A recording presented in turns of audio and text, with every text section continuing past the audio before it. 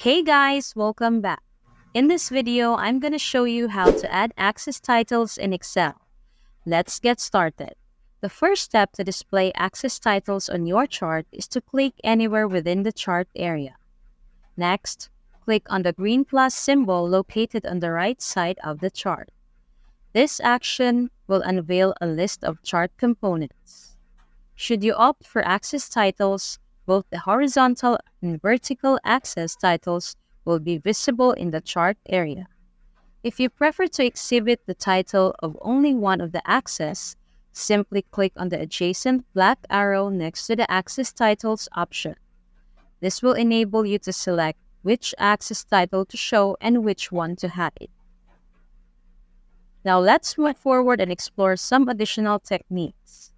To alter the actual text of an access title, just click on it, allowing you to input your desired text.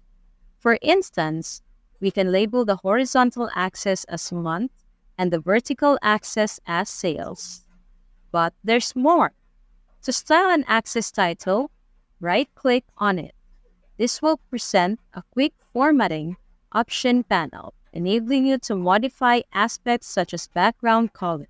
We can also adjust the font size or choose a different font if the default one doesn't suit your preference. Simply double-click on the text you wish to adjust and select your preferred font size or style. Lastly, if you ever need to remove access titles from a chart, click on the title, then select the green plus symbol in the upper right-hand corner and uncheck Access Titles.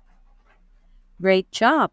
Thanks for watching. And if you found this video useful, don't forget to give it a thumbs up and hit that subscribe button for more content like this.